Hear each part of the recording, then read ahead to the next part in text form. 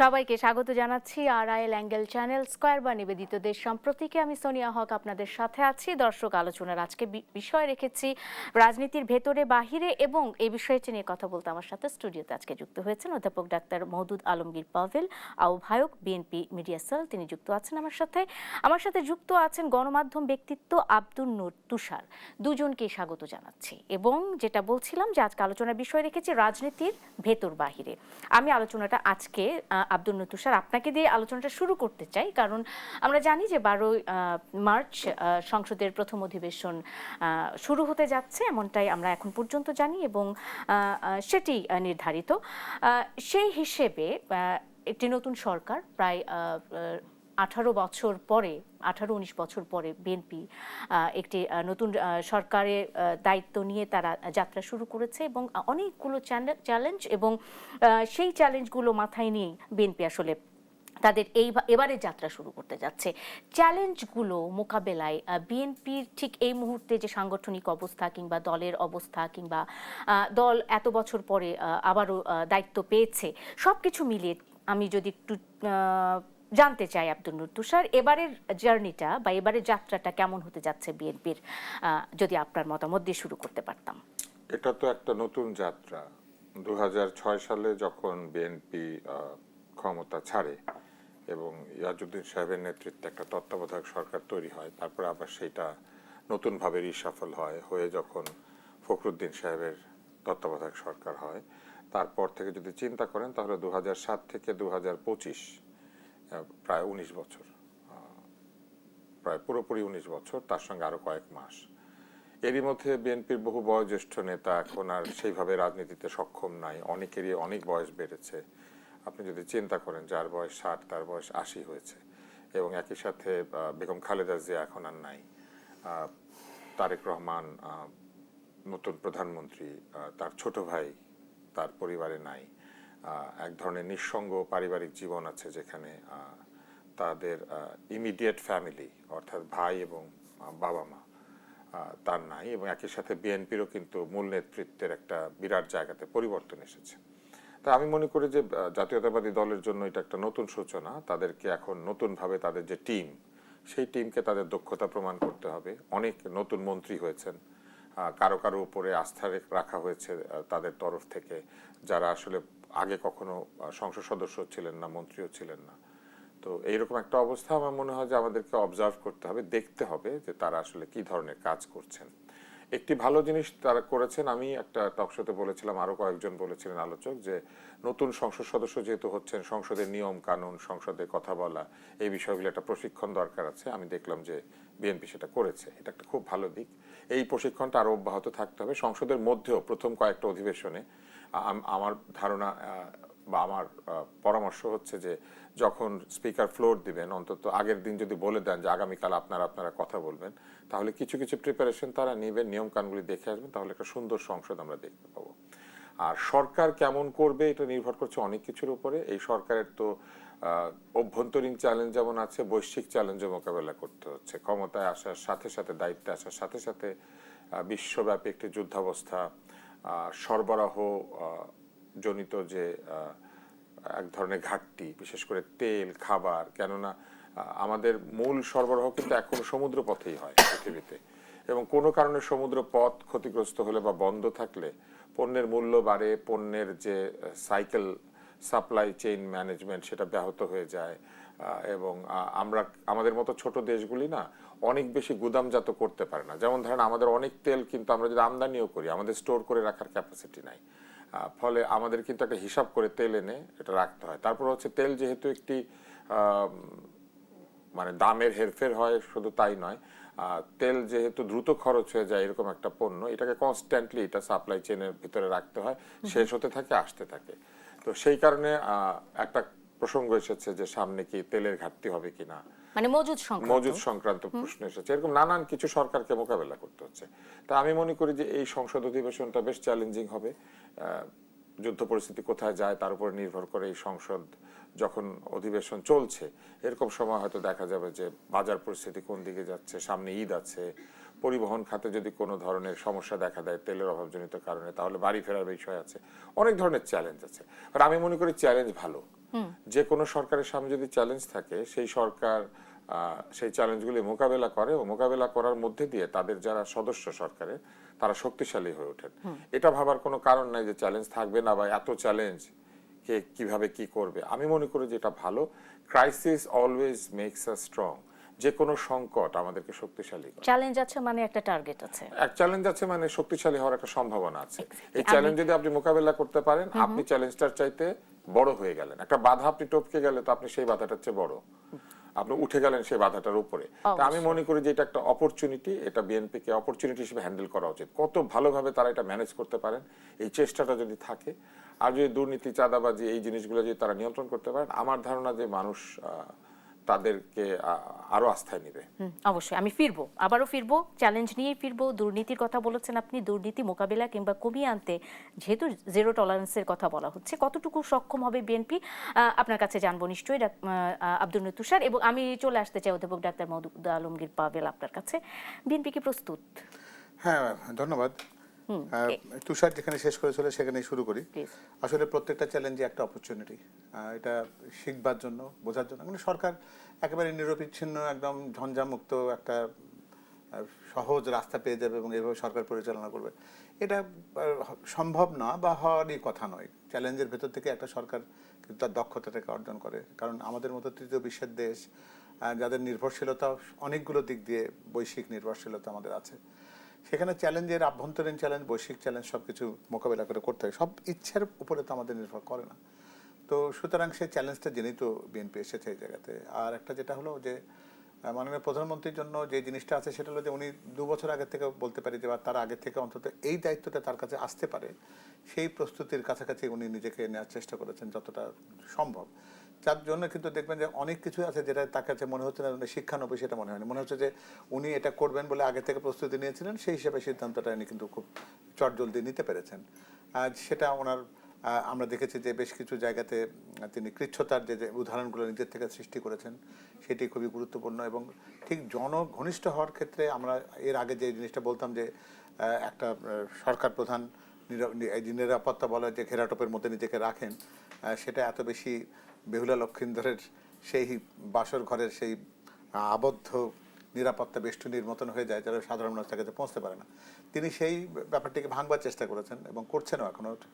এবং প্রত্যেকটা কাজের ক্ষেত্রে, কোনো কাজের ক্ষেত্রে যেমন তার এই ব্যাপারগুলো স্বতঃস্ফূর্ত মনে হয় যে তিনি যদি কখনো রাস্তার পাশে কোনো একজন পথশিশু যদি তাকে অভিবাদন জানায়, তিনি তার সেই প্রত্যুত্তর দিচ্ছেন সেখানে। আবার যেখানে দেখা যায় যে তিনি ইফতারের সময় তার নিরাপত্তা কর্মীর সাথে ইফতারের টেবিলের খাবার বা প্লেট এনে ভাগাভাগি করছেন তার সঙ্গে, অথবা নিজের থেকে সুইচ অফ করছেন বিদ্যুতের সাশ্রয় করবার জন্য, এসির ক্ষেত্রে একটা নির্দেশনা দিচ্ছেন। প্রোটোকলের ব্যাপারে বলেছেন যে 4টা গাড়ির বেশি তার সঙ্গে থাকবে না।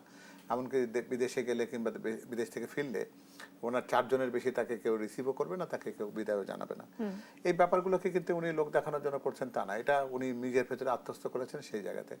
আর অনেকেই এই জায়গাটাতে দেখে যে তার পিতার ক্ষেত্রে যেটা হয়েছে, শহীদ রাষ্ট্রপতি জিয়া রহমানের ক্ষেত্রে, তার জনঘনিষ্ঠতা এবং মানুষকে উপলব্ধি করবার বা চিনবার যে তার সহজাত যে ক্ষমতাটা ছিল, সেটা মানুষ পছন্দ করেছে। যার জন্য আজও জনপ্রিয়তা বলি বা মানুষকে ভালোবাসা বলি, যে আত্মার আত্মীয় বলে মনে করবার যে অনুভূতিটা বলে, যে এটা তারা শহীদ রাষ্ট্রপতি জিয়া রহমানের জন্য রেখেছেন, তারই যেটি বলবো যে জেনেটিক উত্তরসূরি হিসেবে জনাব তারেক রহমান প্রধানমন্ত্রী হিসেবে সেটির ধারাবাহিকতা রক্ষা করবেন, সেটা খুবই স্বাভাবিক, সেটাই হচ্ছে।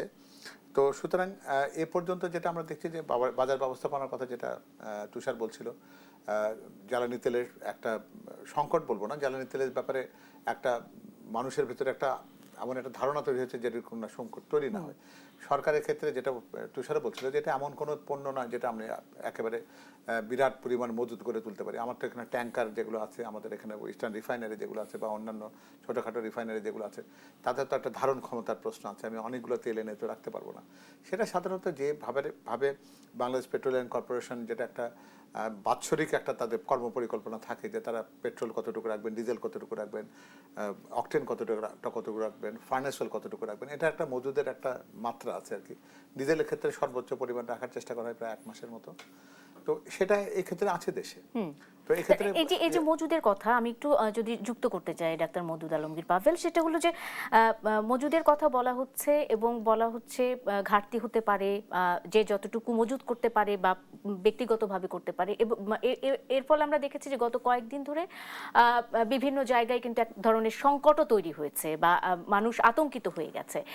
এই যে মজুদ আছে তারপরও মজুদে ঘাটতি হতে পারে, এই ধরনের যে গুজবগুলো রটে এবং পরবর্তীতে জনসমাগমে বা জনগণের মধ্যে তার একটা বিরূপ প্রতিক্রিয়া তৈরি হয়, এটি কারা করছে? আসলে আমরা সবাই জানি যে গুজব হচ্ছে একটা সংক্রামক জিনিস আর কি, এবং এক্ষেত্রে নেতিবাচক গুজব যেটা আছে সেটা কিন্তু বেশি করে ছড়ায়। যদি এরকম করে কোনো একটা আতঙ্ক কেউ তৈরি করে কোনো একজন কাউকে বলছে যে আপনি এখনো নেননি তেল, আমি তো নিয়ে আসছি, আপনি তাড়াতাড়ি যান, তো স্বাভাবিকভাবে যার হয়তো প্রয়োজন নেই, অন্য সময় হলে তো সেটা গায়েই করতো না। তার হয়তো ট্যাঙ্কে এখনো পর্যন্ত 10-15 লিটার তেল আছে এবং সে এটাকে ট্যাঙ্ক ভর্তি করবার তার প্রয়োজন নেই, সেটা 4 দিন 5 দিন পরে করলেও চলতো। কিন্তু একটা ধারণাকে তৈরি করে, আতঙ্কটাকে তৈরি করে, এটা আমরা সবাই করছি, সকল ক্ষেত্রে হয় এটা। দেখবেন যে কোনো একটা পণ্যের ক্ষেত্রে যদি এরকম একটা কোনো একটা বাতাস বাজারে যদি ছড়িয়ে দেওয়া যায়, তাহলে সেই পণ্যটা মানুষ কিন্তু নিজের বাড়িতে একটু বেশি করে সংগ্রহ করবার চেষ্টা করে। তবে এই জায়গাতে জ্বালানি তেলের ক্ষেত্রে যেটা হচ্ছে কিন্তু এটা তো আমাদের নিজেদের হাতে নেই, তাই না? এটা আমরা জানি যে আমরা বিশেষ করে যে জায়গাগুলো থেকে তেল সংগ্রহ করি এবং এলপি গ্যাস যেটা মূলত আমাদের কাতার নির্ভর, সেটার রুট কিন্তু হরমুজ প্রণালী, এবং সেটা আমরা জানি যে এই মুহূর্তে যুদ্ধের সবচেয়ে বড় লক্ষ্যবস্তুর জায়গা। সেটা মার্কিন যুক্তরাষ্ট্রের পক্ষ থেকে যেমন আছে, ইরানের পক্ষ থেকেও আছে। তারা দুজনেই একজন ওটাকে নিরাপদ রাখতে চাচ্ছেন যেন চলাচলটা ঠিক থাকে, আর একটা তারা মনে করছেন যে এটা হরমুজ প্রণালী বন্ধ করে দেওয়া যুদ্ধের ক্ষেত্রে তাদের একটা কৌশলগত একটা অবস্থান হতে পারে। সেটার জন্য আমাদের মতো দেশটা সেটাতে ক্ষতিগ্রস্ত হয় অনেক সময়। তবে যেটা জ্বালানি এবং বিদ্যুৎ মন্ত্রণালয় থেকে যেটা জানানো হয়েছে যে 2টি ট্যাঙ্কার অলরেডি তারা কিন্তু আগামী 2 দিনের মধ্যেই এদেশে এসে পৌঁছবে। তো ন্যাচারালি তেলের সরবরাহ চ্যানেল তো আছে, তাই না? এটা ইস্টার্ন রিফাইনারি থেকে বলি, আমাদের যে সমস্ত তেলের ওয়াগানগুলো যেটা রেলওয়েতে পরিবহন হয়, লরিতে হয়, ট্যাঙ্ক লরিতে, তো সেই ব্যবস্থাপনা সব জায়গাতে আছে। প্রত্যেকে যদি তার প্রয়োজনের চাইতে বেশি নিতে না যায়, তাহলে কিন্তু এই সংকটটা 2-3 দিনের মধ্যে থাকবে না বলে আমার যেটা মনে হয়। এটি আসলে কিভাবে নিয়ন্ত্রণ করা যাবে পাভেল ভাই, আমি যদি একটু জানতে চাই, কারণ কৃত্রিম সংকট, বাংলাদেশের ব্যবসায়ীরা কৃত্রিম সংকট তৈরি করতে একেবারে মানে সেই রকম পারদর্শী।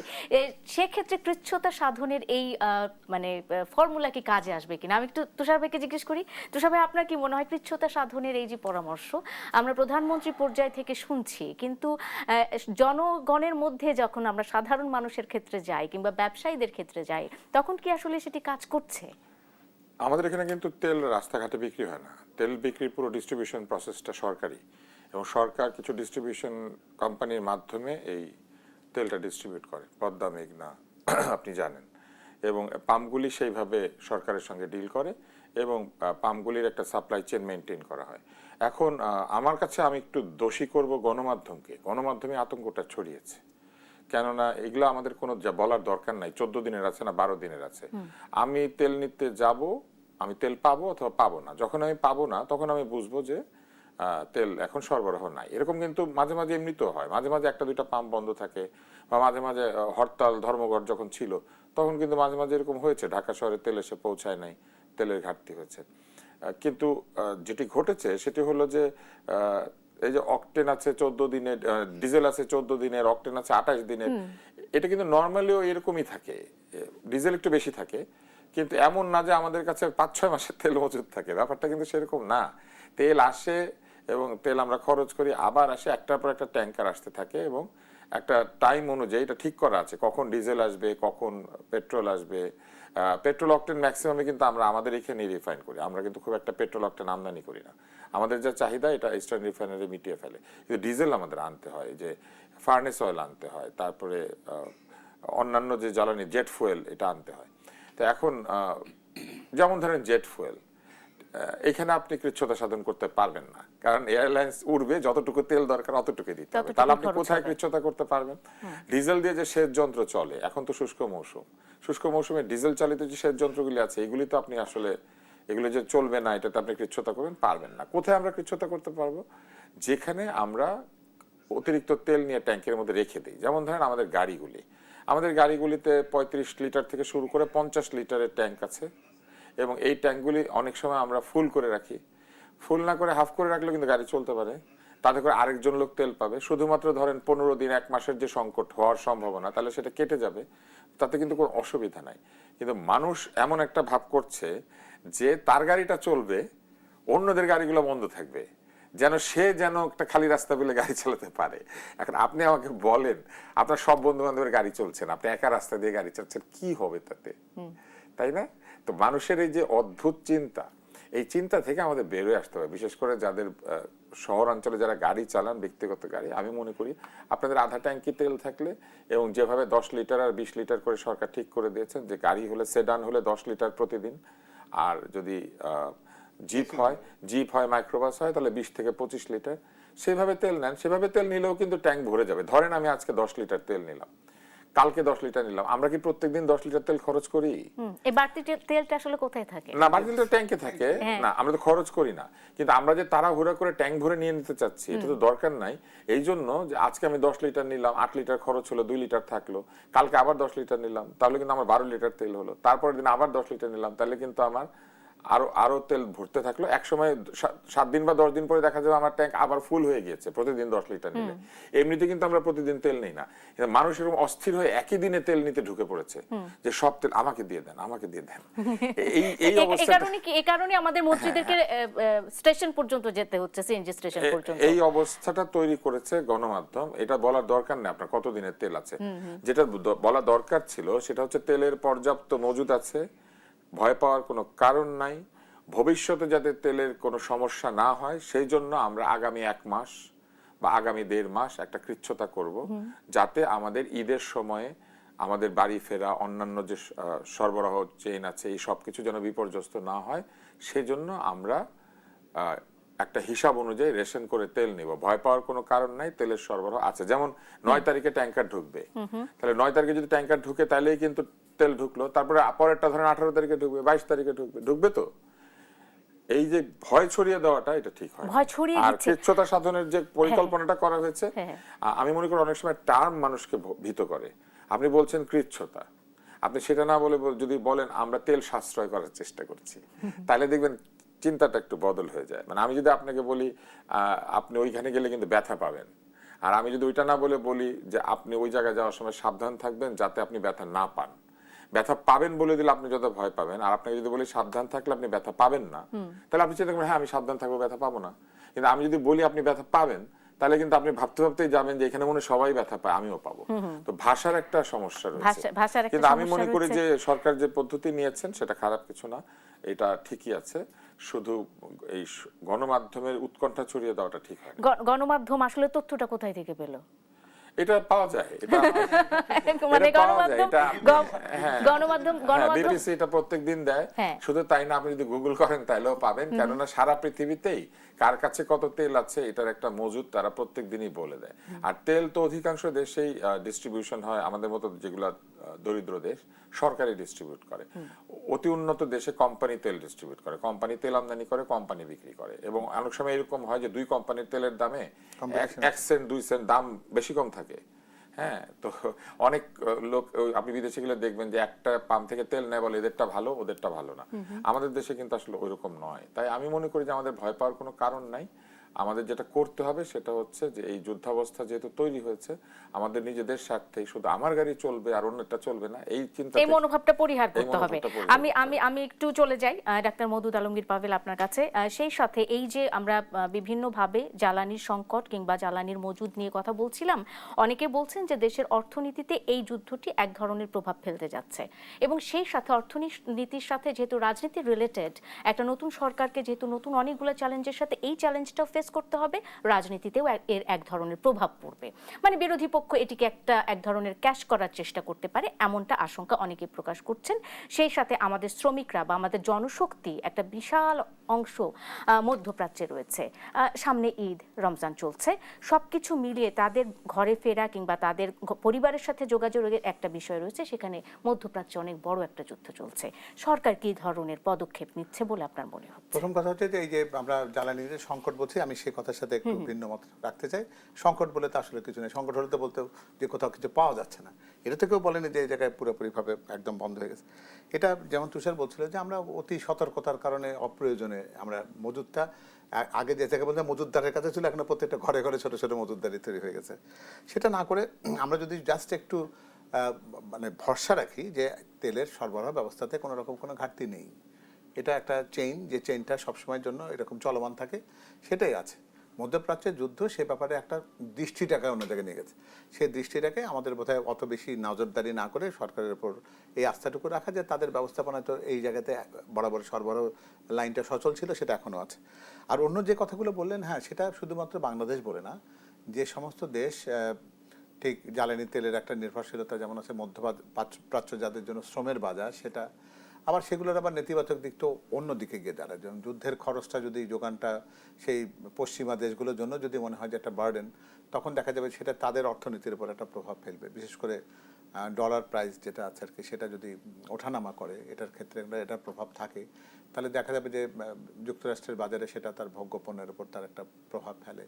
অথবা যে সমস্ত পণ্য বাংলাদেশ থেকে তাদের দেশে যায়, সেটা নিয়ে তাদের সাধারণ ক্রেতা যারা আছে তারা কতটুকু সেটা ক্রয় করবেন কি করবেন না, সেটা কোনো চয়েসের জায়গা থাকে। আবার এটা ঈদের ক্ষেত্রে যেটা বলছেন, যে ঈদের তো মধ্যপ্রাচ্যের যারা আমাদের যারা শ্রমবাজারের সাথে যারা সম্পৃক্ত, তারা তো ঈদের উপলক্ষে দেশে আসতে পারে না। তাদের আশা একটা চুক্তি ভিত্তিক থাকে আর কি, তারা 2 বছর পরে বা 3 বছর পরে তার চুক্তি যেমনটি বলে তেমন হয়তো তারা আসেন। তবে যোগাযোগের ক্ষেত্রে তো কোনো রকম অন্য সমস্যাটা হয়নি। আর যেটা হয়েছে যে মধ্যপ্রাচ্যের যে সমস্ত দেশগুলোতে বাংলাদেশের দূতাবাসগুলো রয়েছে, তারা এক্ষেত্রে সতর্ক আছে। আর শুধু দূতাবাস বলে না, এটা তো সার্বিকভাবে সে দেশের জনগণের জন্য তো একটা আতঙ্ক আশঙ্কা আছে। তার ফলে সেই দেশের সরকার তাদের জনগণের জন্য যে নিরাপত্তা যে সমস্ত নির্দেশনা দিয়েছেন, সেই নির্দেশনাগুলো প্রতিপালন করবার জন্য আমাদের দেশের মানুষকে বলা হয়েছে। অনেকগুলো দেশ তাদের মতন করে মনে করেছে তাদের দেশের লোকজনকে তাদের দেশে ফিরিয়ে নেওয়া যাওয়া দরকার। আমরা তো সেরকম করে ভাবি না। আমরা মনে করি যে আমরা ওই পরিস্থিতিকে আমরা একটা পর্যবেক্ষণের মধ্যে রাখতে চাই। সেখানে আমাদের বড় একটা শ্রমবাজার রয়েছে, তারা এখনও নিরাপদে আছেন। এরকম কোনো দুর্ঘটনার তেমন উল্লেখযোগ্য কোনো খবর আমাদের কাছে সেভাবে আসেনি। হ্যাঁ, তবে এটাও মাথায় রাখতে হবে যে যে কোনো বিষয় এটা যখন দীর্ঘস্থায়ী যদি হয়, তাহলে সেক্ষেত্রে তার প্রভাবটা নিয়ে আমাদের মতন করে আমাদের কিন্তু নতুন করে আমাদের যে সমস্ত ভাবনা চিন্তাগুলো আছে সেটার সাথে সম্পর্কিত হতে হবে। আর ভূ রাজনীতির ক্ষেত্রে পৃথিবীর যে কোনো দেশের জন্য এরকম একটা জায়গা থাকে যেখানে তাদেরও কিন্তু সেই রাজনীতির সাথে একটা অ্যালাইনমেন্টের প্রশ্ন ওঠে। যেহেতু যুদ্ধে একটা পক্ষ বিপক্ষ থাকে, তো স্বাভাবিকভাবেই একটা সরকার বা একটা রাষ্ট্র যখন সেই জায়গাগুলোতে নিজেকে একটা সম্পৃক্ত করবার চেষ্টা করে অথবা তার ক্ষেত্রে কোনো একটা অবস্থান তৈরি হয়, তখন তারা দেখে দেশের জনগণ কী ভাবে, জনগণের চাওয়াটা কী এবং কোনটা তাদের জন্য স্বার্থের সাথে সম্পৃক্ত আছে সেটা। কারণ আমাদের মূল কথা হলো যে এমন কোনো বৈদেশিক বা পররাষ্ট্র ব্যবস্থাপনার দিকে বাংলাদেশ যেতে চায় না যেটা তার সুবিধার জন্য হয় না। আমাদের বাংলাদেশ প্রথম, সবার আগে বাংলাদেশ, সেই কনসেপ্টটিকে সামনে রেখে যে কোনো ধারণার ক্ষেত্রে আমাদের যদি আমরা আমাদের নীতি, আমাদের অর্থনৈতিক যে সমস্ত পরিকল্পনা বা ভবিষ্যৎদর্শীর যে সমস্ত ভাবনাগুলো আছে, আমরা যদি সেটার সাথে যদি অ্যালাইন করতে পারি, সম্পর্ক যুক্ত করতে পারি, তাহলে আমার মনে হয় না যে এক্ষেত্রে আমাদের খুব বেশি দুশ্চিন্তাগ্রস্ত হওয়ার কোনো কারণ আছে। অবশ্যই আমি একটা বিরতি নেই, বিরতি নিয়ে ফিরে এসে অবশ্যই বেশ কিছু প্রশ্ন আছে আমার, আমি একটু করতে চাই আপনাদের কাছে, প্রশ্নগুলোর উত্তর পেতে চাই। একটা দর্শক একটা বিরতি নিয়ে ফিরছি দেশ সাম্প্রতিকের সঙ্গে থাকুন, ফিরছি এক্ষুনি। বিরতির পর স্বাগত আরেকবার। দেখছেন আড়াইল অ্যাঙ্গেল চ্যানেল স্কয়ার বা নিবেদিত দেশ সাম্প্রতিক। সোনিয়া হক আপনাদের সাথে আছে, অধ্যাপক ডাক্তার মওদুদ আলম মীর পাভেল এবং আব্দুল নূর তুষার দুজনেই আছেন আমার সাথে। আলোচনায় ফিরতে চাই, রাজনীতির ভেতরে বাইরে নিয়ে কথা বলছিলাম। কেমন হতে যাচ্ছে এবারের জাতীয় সংসদ, এটি নিয়ে একটু কথা বলতে চাই।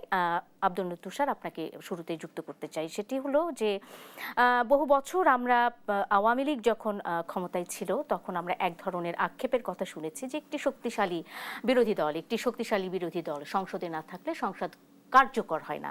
তাদের পক্ষ থেকে এক ধরনের অভিযোগ সবসময় আমরা দেখেছি। এবারে বিএনপি বিরোধী দল হিসেবে জামাত জোটকে পেয়েছে এবং আমরা নির্বাচনের আগে এই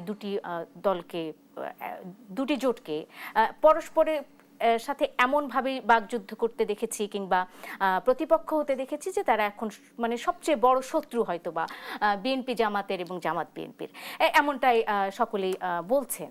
আমি একটু আসলে জানতে চাই যে জামাত জোটকে বিএনপি বিরোধী দল হিসেবে জাতীয় সংসদে পেয়েছে, যারা অনেক দিন ধরে বিএনপির সাথে জোটবদ্ধ অবস্থায় সরকার পরিচালনার দায়িত্ব ছিল, কতটুকু শক্তিশালী বিরোধী দল পেল বিএনপি?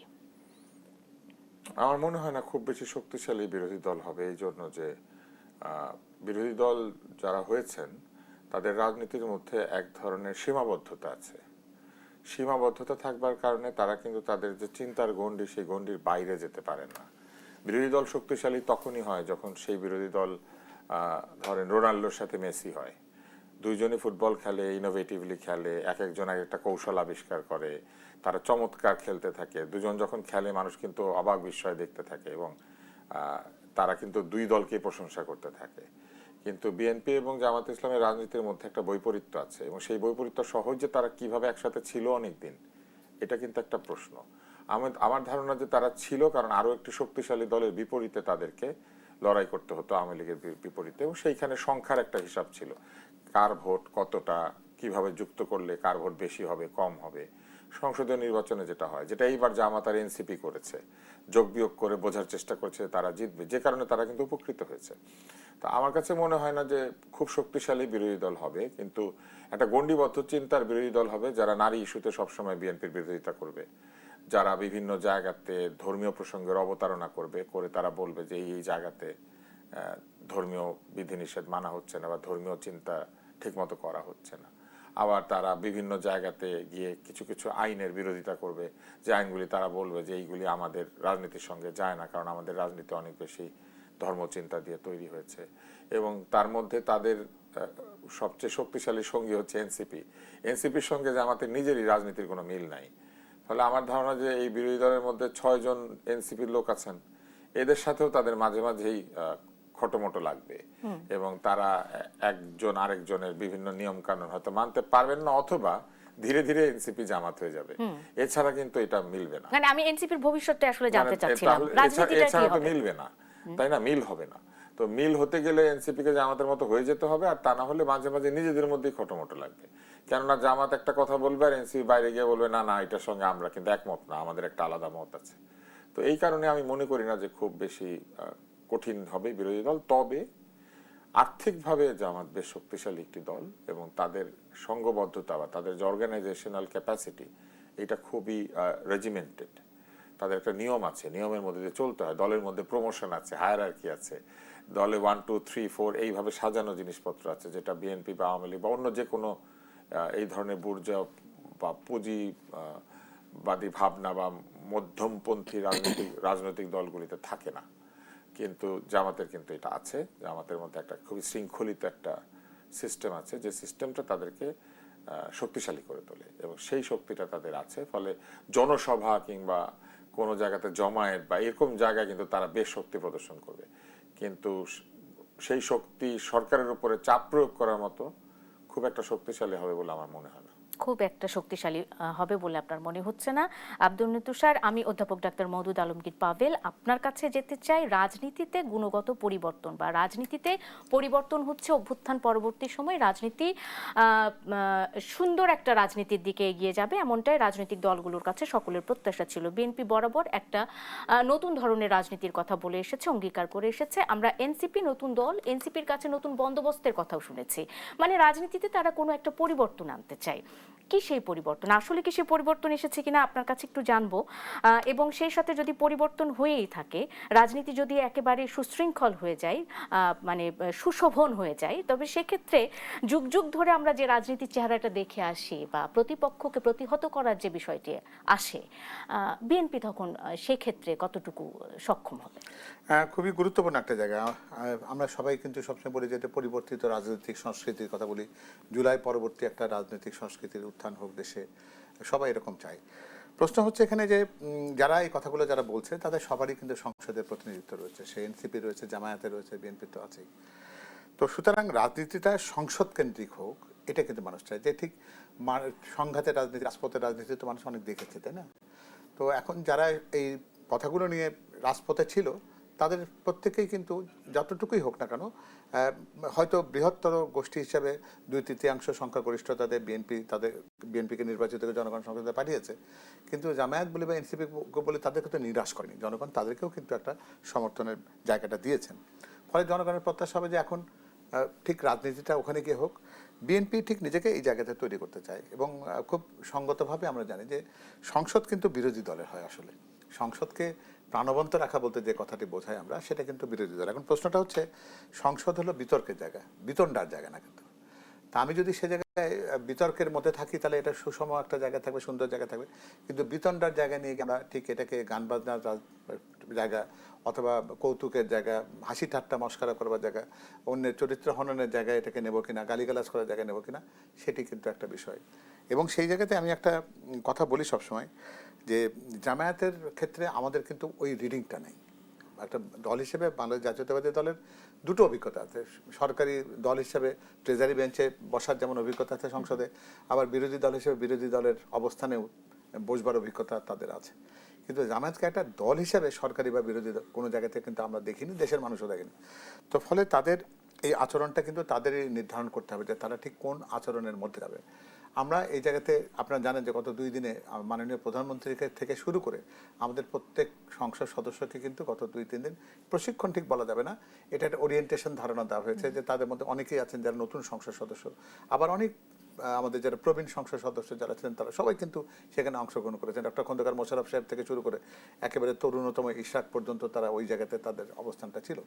তো সবাইকে কিন্তু এই জিনিসটা জানাবার চেষ্টা করেছে সংসদের রীতিনীতি কী, সেখানে কিভাবে সংসদে আচরণটা করতে হয়, বিধি বলতে কাকে বোঝায়, কোন ধরনের যেটা রুলস অফ প্রসিডিংস বলতে যা বোঝায় সেটা আমাদের দেশের যেটা কনস্টিটিউশন বা সংবিধান যেটা বলি সেটার উপযোগিতা এখানে কতটুকু আছে, স্পিকারের ভূমিকা কি, কোন ধারায় কি কথা কোন কিভাবে বলতে হয় তুলতে হয়, অর্থাৎ একজনকে পার্লামেন্টেরিয়ান করে তোলার জন্য সংসদ সদস্য হিসাবে গড়ে তোলার ক্ষেত্রে বিএনপি তাদের দায়িত্ববোধের জায়গাটা সেখানে নিশ্চিত করে দিয়েছে।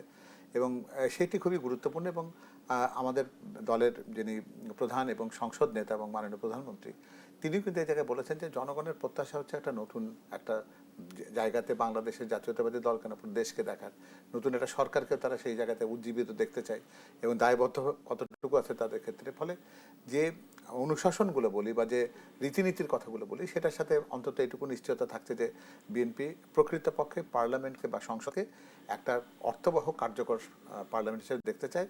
এক্ষেত্রে আমরা জানি যে উস্কানি থাকবে, প্রভোকেশন থাকবে, বিভিন্ন অযাচিত প্রসঙ্গ নিয়ে পয়েন্ট অফ অর্ডার হতে পারে, মুলতবি প্রস্তাব আসতে পারে, 70 ধারায় অনেকে 71 ধারায় অনেকে কথা বলতে পারেন, ব্যক্তিগত কৈফিয়ত দিতে পারেন অনেকে অনেক রকম বিষয়গুলো নিয়ে হয়তো জনগুরুত্বপূর্ণ বিষয়গুলো নিয়ে সামনে আসবেন। আমি যেহেতু ওই প্রশিক্ষণ বা আমরা মত বিনিময় যে কার্যক্রম তার একটা অংশীদার হিসাবে আমি এটা বলতে পারি, যদি আমি সংসদ সদস্য নই। তারপরে যেটা বলতে পারি যে প্রত্যেকেই সেখানে প্রাণবন্তভাবে তাদের অংশগ্রহণ ছিল, প্রত্যেকে জানতে এবং বুঝতে চেয়েছে। তো ফলে আমার যেটা বিশ্বাস 12 তারিখে যে সংসদ অধিবেশন প্রথমটা যেটা হতে যাচ্ছে সেখানে একেবারে প্রকৃত গণতান্ত্রিক চর্চায় জনগণের প্রত্যাশায় যে সংসদ যেমনটা মানুষ দেখতে চায় বিএনপি ঠিক সেই রকম সংসদীয় আচরণ নিয়ে তারা তাদের অবস্থান থেকে যাবে। এবং আমরাও চাইবো যে আমরা সর্বত সহযোগিতা করব বিরোধী যে মতবাদ বা তাদের যে অবস্থানটা আছে তাদেরকে স্পেস দেওয়া, তাদেরকে কথা বলবার সুযোগ দেওয়া, তাদের দেশ বিরোধী দল হিসেবে তাদের যে দায়িত্ব পালনের যে জায়গাগুলো আছে সেখান থেকে তারা যেন সঠিকভাবে সেটা যেন প্রতিপালন করতে পারে, সেক্ষেত্রে সর্বত সহযোগিতা থাকবার ব্যাপারটি নিশ্চিত করা হয়েছে। আপনারা জানেন যে ইতিমধ্যেই আমাদের দলের প্রধান এবং মাননীয় প্রধানমন্ত্রী জামায়াতে ইসলামকে বিরোধী দলের পক্ষ থেকে ডেপুটি স্পিকারের নাম প্রস্তাব করার জন্য কিন্তু বলেছেন, যেটা কিন্তু আমাদের সংসদীয় রীতিনীতিতে খুব একটা নতুন একটা বিষয়। তো সবকিছুর ক্ষেত্রে যে স্পিরিট এবং যে এগিয়ে আসবার যে প্রবণতা সেটা বিএনপির পক্ষ থেকে আছে এবং এটাকে নিয়ে সংসদ থেকে সত্যিকার অর্থে জনগণের সংসদ, যেটা আমরা অনেক সময় শুনি না যে সংসদের প্রতিদিনের অধিবেশনে এত টাকা ব্যয় হয়, অপচয় হয়েছে, কোরাম হয় না, লোকজন সংসদে যেতে আগ্রহী হয় না, সংসদ সম্পর্কে মানুষের বীতশ্রদ্ধা একটা অবস্থান হয়েছিল, সেগুলোকে পাল্টে একেবারে প্রকৃতপক্ষে একটা গণতান্ত্রিক সংসদীয় বিতর্ক, দেশ নিয়ে মানুষের ভাবনা চিন্তা, সেখানে সে বিষয় নিয়ে প্রাণবন্ত আলোচনা, মানুষ যেন বুঝতে পারে যে আমাদের সংসদ সদস্য হিসেবে যাদেরকে আমরা নির্বাচন করেছি তাদের দুটো জিনিস তো ছাঁটাই করে দেওয়া হয়েছে যে প্লট আর গাড়ি পাওয়া যাচ্ছে না এবার, সুতরাং তাদের ভেতরে অন্তত সেই জায়গাতে আমাদের দলের সর্বোচ্চ অবস্থান থেকে তাদেরকে বুঝিয়ে দেওয়া হয়েছে যে এখানে সংসদ সদস্যের দায়িত্ব পালন করতে হবে, সংসদ সদস্যের দায়িত্ব পালন করতে হবে। অধ্যাপক ডাক্তার মওদুদ আলমগীর পাভেল, অনেকেই মনে করে বাংলাদেশে জাতীয় সংসদে যারা যান কিংবা যারা আইন প্রণেতা, সংসদ হচ্ছে আইন প্রণয়নের জায়গা, কিন্তু তারপরও আমরা দেখি যে আমাদের জনপ্রতিনিধিরা জাতীয় সংসদে গিয়ে স্থানীয় যে বিভিন্ন উন্নয়নমূলক বা অবকাঠামোমূলক মানে উন্নয়নের যে বিষয়গুলো রয়েছে, রাস্তাঘাট তৈরি থেকে শুরু করে নলকূপ স্থাপন পর্যন্ত, সেই বিষয়গুলো নিয়ে আলোচনা করছেন। জনপ্রতিনিধিদের কাজ কি? একটা বিরতির পরে এসে আপনাদের কাছে জানবো। দর্শক, একটা বিরতির পরে ফিরে আসছি, দেশ সম্প্রতিকের সঙ্গে থাকুন। বিরতির পর স্বাগত আরেকবার দেখছেন আড়াইল অ্যাঙ্গেল চ্যানেল স্কয়ার বা নিবেদিত দেশ সাম্প্রতিক। সোনিয়া হক আপনাদের সাথে আছি এবং আলোচনার বিষয় আজকে রাজনীতির ভেতরে বাহিরে আলোচনাতে ফিরতে চাই। এই অংশের সময় খুবই কম। আমি আব্দুল তুষার আপনাকে দিয়ে আলোচনাটা শুরু করতে চাই। একটি প্রশ্ন ছিল আপনার কাছে অনেক আগেই, সেটি হলো দুর্নীতি কমিয়ে আনতে কিংবা দুর্নীতি মোকাবেলা করতে জিরো টলারেন্সের কথা বলা হচ্ছে এবং প্রতি ক্ষেত্রেই আমরা দেখছি যে প্রধানমন্ত্রী সে শুরু থেকেই একেবারে সময় মতো অফিসে যাচ্ছেন। তিনি বোঝাতে চাচ্ছেন তার আশেপাশের যারা আছেন তাদের সকলকে সময়ের মানে বিষয়টা বুঝাতে চাচ্ছেন এবং তার এই যে সহজ সরল জীবনযাপন এর মাধ্যমে তিনি একটা বার্তা দিতে চাচ্ছেন সব ক্ষেত্রে। সেক্ষেত্রে সব জায়গাতে আসলে এই বার্তাটি কিভাবে পৌঁছাচ্ছে, তার মন্ত্রী পরিষদের সকলে সেটি অ্যাডাপ্ট করতে পারছেন কিনা, এবং সেই সাথে জিরো টলারেন্স দুর্নীতি বিএনপির কাছে মানে বিএনপির সামনে এটিও কিন্তু একটা বড় চ্যালেঞ্জ। আপনার কি মনে হয়? হ্যাঁ, দুর্নীতি আসলে বাংলাদেশের সব সরকারের সামনে বড় চ্যালেঞ্জ ছিল। মুশকিল হচ্ছে যে বৃহৎ দলগুলিতে এত মানুষ থাকে, আসলে কি এটা সম্ভব যে দলের মধ্যে কোনো দুর্নীতিগ্রস্ত লোক থাকবে না অথবা দুর্নীতির আকাঙ্ক্ষা আছে এমন কোনো ব্যক্তি দলের সঙ্গে সম্পৃক্ত হবে না। বিশেষ করে সরকারি দলে বহু মানুষ এসে সম্পৃক্ত হয় শুধু দুর্নীতির সুযোগ পাওয়ার জন্য, যে আমি সরকারি দলে থাকলে একটা টেন্ডার পাবো, একটা কন্ট্রাক্ট পাবো, চাকরি পাবো, আমার বিলটা তাড়াতাড়ি ছাড়িয়ে নিতে পারবো, এরকম নানান উদ্দেশ্য থাকে। তো সরকারি দলকে এগুলো আসলে খুব কঠিনভাবে চিন্তা ভাবনা করে আমার মনে হয় মোকাবেলা করা উচিত। কিন্তু আমরা অতীতে দেখেছি যে সরকারগুলি শেষ পর্যন্ত এটা পারে না। তারা বলে জিরো টলারেন্স, কিন্তু শেষ পর্যন্ত তারা সেটা পারে না। এবং এই দুর্নীতিগ্রস্ত ব্যক্তিদের একটা সুবিধা কি জানেন, তারা কিন্তু সারাদিন দুর্নীতির মাধ্যমে আয় বরকত করার কথা চিন্তা করে। আর যে লোকটি পরিশ্রমী সে কিন্তু 8 ঘন্টা খাটবেই, যে লোকটি সৎ সে কিন্তু 8 ঘন্টা খাটবেই। কিন্তু দুর্নীতিবাজ লোক 4 ঘন্টা খেটে 15 ঘন্টা বা 16 ঘন্টার আয় করে বাকি 4 ঘন্টা সে খরচ করবে ওই সৎ লোকটাকে ক্ষতি করার জন্য, কারণ ও থাকলে তার প্রবলেম। এই জন্য দুর্নীতিগ্রস্তরা সবসময় আপার হ্যান্ডে থাকে। এই জন্য আমি বলবো যে এটা একটা বৃহৎ চ্যালেঞ্জ। বিশেষ বিশেষ কিছু জায়গা রয়েছে, সব জায়গাতে দুর্নীতি যদি কন্ট্রোল করা নাও যায়। বাংলাদেশে কিছু কিছু মন্ত্রণালয় আছে, টিআইবির কাছে ডেটা আছে যেখানে বেশি দুর্নীতি হয়, কিছু কিছু দপ্তর আছে যেখানে বেশি দুর্নীতি হয়। এই জায়গাগুলিতে প্রথমেই মনোযোগ দিলে আমার মনে হয় যে দুর্নীতি কার্যকরভাবে কমে আসবে। আরেকটা জিনিস এখন পাওয়া যায়, এটা হচ্ছে একটা টুল পাওয়া যায়, এআই ভিত্তিক টুল। সেটা পৃথিবীর বেশ কিছু দেশে তারা অ্যাপ্লাই করেছে এবং সুবিধা পাচ্ছে। আমার মনে হয় যে এই ধরনের এআই ভিত্তিক কিছু টুলস অ্যাপ্লাই করলেও কোনো ছোট ছোট মন্ত্রণালয় যেখানে অত তদারকি মানবিক তদারকির দরকার নেই মানুষদের, আমার মনে হয় যে দুর্নীতিকে নিয়ন্ত্রণে আনা সম্ভব। দুর্নীতি নির্মূল হয় না কখনো, নির্মূল হয় না, কিন্তু দুর্নীতিকে নিয়ন্ত্রণ করতে হয়। আরেকটা জিনিস চেষ্টা করতে হয় যে দুর্নীতি যেন সাধারণ মানুষের পর্যন্ত না পৌঁছায়। ধরেন 10,000 কোটি টাকার একটা কিছু হচ্ছে, ওইখানে 8-10টা লোক মিলে সিদ্ধান্ত নিচ্ছে, এটা এক ধরনের দুর্নীতি। এটা আমেরিকাতেও হয়, ধরা পড়লে কিন্তু বিরাট শাস্তি হয়। আমাদের এখানে হচ্ছে ধরা পড়লে শাস্তি হয় না। আর আমেরিকাতে কিন্তু এইটা হবে না, বা উন্নত দেশগুলিতে এইটা হবে না যে আপনি একটা ব্রিজের টোল নিয়ে দুর্নীতি হবে, গরুর হাটের ইজারা নিয়ে দুর্নীতি হবে। এইগুলা সাধারণ মানুষকে স্পর্শ করে। মুরগির ওজন নিয়ে দুর্নীতি হবে। আমি আপনাকে এটা বলে শেষ করে দিই, আমি একটা বাজারে গিয়ে আবিষ্কার করলাম যে সেই বাজারে 1 কেজির বাটখারা নাই, সব হচ্ছে 900 গ্রামের। কেননা মুরগির খাঁচা ঢুকার সময় 10% টাকা নিয়ে নেয় ওজনের, মানে 100 কেজি মুরগি ঢুকছে 10 কেজির দাম নিয়ে নেয়। তাহলে ওই যে 10 কেজি যে নিয়ে নিল, ওই জন্য সব বাটখারাকে 900 গ্রাম করে দিয়েছে, যাতে আমার পকেট থেকে আবার টাকাটা বিক্রেতা পেয়ে যায়।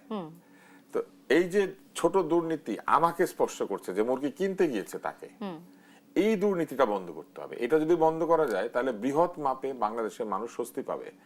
একটা খেয়া পারাপারের মধ্যে দুর্নীতি, একটা ব্রিজের টোলে দুর্নীতি, ইজারাতে দুর্নীতি, পার্কিং এ দুর্নীতি, এই দুর্নীতিগুলো বন্ধ করতে হবে। আমি যদি একটু উদাহরণ দেই, সেটি হলো যে মানে দায়িত্ব পালনকালে কাউকে মানে সেই জায়গাতে না পেলে বা সরকারি অফিসে না পেলে, আমরা কিছু যে লাইসেন্সের কথা বলছিলাম আসলে, হ্যাঁ, তো সেই ক্ষেত্রে আসলে হ্যাঁ এই 2-1 জনের ক্ষেত্রে শাস্তির বিধান করে বা তাদের লাইসেন্স স্থগিত করে দিলে বা তাদের ক্ষেত্রে এক ধরনের ব্যবস্থা নিলে বৃহৎ পরিসরে আমরা সেটা সুফল পাবো। অফিসে পৌঁছানোর জন্য লাইসেন্স স্থগিত করার বিধান নাই। মানে আপনি দেরিতে অফিসে পৌঁছেছেন, আপনাকে দেরিতে অন্য আরেকজন সরকারি কর্মচারী দেরিতে পৌঁছালে তার যে শাস্তির বিধান সবার জন্য সেটাই হবে। দেরিতে যদি কেউ পৌঁছায় চাকরি বিধি অনুযায়ী তার বিরুদ্ধে ব্যবস্থা নিতে হবে। লাইসেন্স বাতিল হয় ডাক্তারের লাইসেন্স যদি সে অপচিকিৎসা করে, জেনে শুনে ভুল চিকিৎসা করে, ক্ষতি করে, মানে যে ক্ষতির পেছনে তার অবহেলা এবং অমনোযোগিতা সেটা প্রমাণিত হয়, তাহলে সেক্ষেত্রে লাইসেন্স বাতিল, লাইসেন্স স্থগিত এটা করা যেতে পারে। আপনি দেরিতে অফিসে যাওয়ার কারণে আপনার লাইসেন্স কেন স্থগিত হবে? দেরিতে অফিসে যাওয়ার জন্য আপনার অন্য যেসব বিধান রয়েছে সেটা হবে।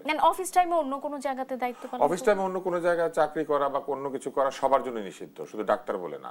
অফিস টাইমে আপনি যদি একটুখানি আমি ঘুরে আসি, ইবাদত করে আসি বলে আপনি বায়তুল মোকাররমে বাজারে ঘুরছেন, সেটাও কিন্তু একই ধরনের দুর্নীতি।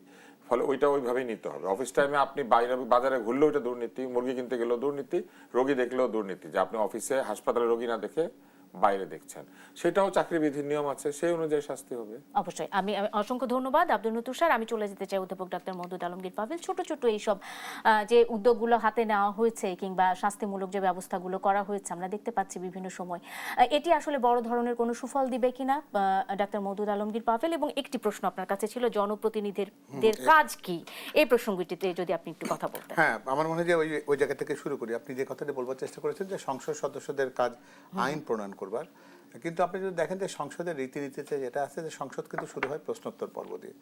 এই প্রশ্নোত্তর পর্ব নির্ধারণ করা থাকে বিভিন্ন মন্ত্রণালয় ভিত্তিক এবং একটা নির্দিষ্ট দিন থাকে যেটা প্রধানমন্ত্রী প্রশ্নোত্তরের উত্তর দেন। সেটা কিন্তু আইন সংক্রান্ত বিষয় হতে হবে এমন কিন্তু কোনো কথা নেই। ৭১ বিধি বলে কার্যপ্রণালীতে একটি শব্দ আছে, সেটার মানেটাই হলো যে জনগুরুত্বপূর্ণ বিষয়গুলো নিয়ে একজন সংসদ সদস্য স্পিকারের মাধ্যমে সংশ্লিষ্ট মন্ত্রীর দৃষ্টি আকর্ষণ করতে পারবেন যে আমার এলাকায় হঠাৎ করে একটা ব্রিজ ধ্বংস হয়ে গেছে, নষ্ট হয়ে গেছে, স্কুল বন্ধ হয়েছে, একটা হাসপাতাল সেবাই কারণে অ্যাম্বুলেন্সের জন্য ব্যাহত হচ্ছে। সেটা ৭১ বিধিতে উনি প্রশ্নটি উত্থাপন করে সেটার একটা প্রতিকার চাইতে পারেন। এটা কিন্তু এই সংসদ সদস্যের কিন্তু একটা নৈতিক দায়িত্বের জায়গা। আর একটা যেটা আছে, যিনি তারকা চিহ্নিত প্রশ্নের জন্য প্রশ্ন জমা দেবেন, নির্দিষ্ট মন্ত্রীকে লক্ষ্য করে বা মন্ত্রণালয়কে লক্ষ্য করে তার এই প্রশ্নটা থাকবে যে আমি লক্ষ্য করছি যে বা আমার কাছে মনে হয়েছে যে এই পার্টিকুলার মন্ত্রণালয়ের এই কাজের ব্যাপারগুলো নিয়ে জনমনে সন্দেহ সৃষ্টি হয়েছে। এই জায়গায় আপনি স্বচ্ছতার সাথে আমাকে উত্তরটা দিন যে আপনি এই জায়গাতে কত টাকা বরাদ্দ পেয়েছেন, কতটা ব্যয় করেছেন, কোন কোন খাতে ব্যয় করেছেন, এই জায়গাতে এই জায়গাতে যে প্রশ্নবিদ্ধ দুর্নীতি আছে সে ব্যাপারে আপনি স্বচ্ছ উত্তর দেবেন। এই তারকা চিহ্নিত প্রশ্নের উত্তরের ক্ষেত্রে তারকা চিহ্নিত অংশ যেটা থাকে সেটা সংসদে দাঁড়িয়ে সেই নির্দিষ্ট সংসদ সদস্যের সেই প্রশ্নের উত্তর মাননীয় মন্ত্রীকে দিতে হয়। তিনি একটা সম্পূরক প্রশ্ন করারও সুযোগ এক্ষেত্রে পান। তো সুতরাং একেবারে আইন প্রণয়নের বাইরে কোনো কাজ করা যাবে না তা না। দুর্নীতি নিয়ে যে কথাটা হচ্ছিল সে কথাটা যদি আপনি মনে করেন আমাকে এখানে ফিরে আসতে হবে, দুর্নীতির কাজটা শুধু রাজনৈতিক নেতৃত্বের এককভাবে বা রাজনৈতিক দলের পক্ষ থেকে হয়, এটা যদি করি তাহলে দুর্নীতি খুব সরলীকরণ ব্যাখ্যা হয়।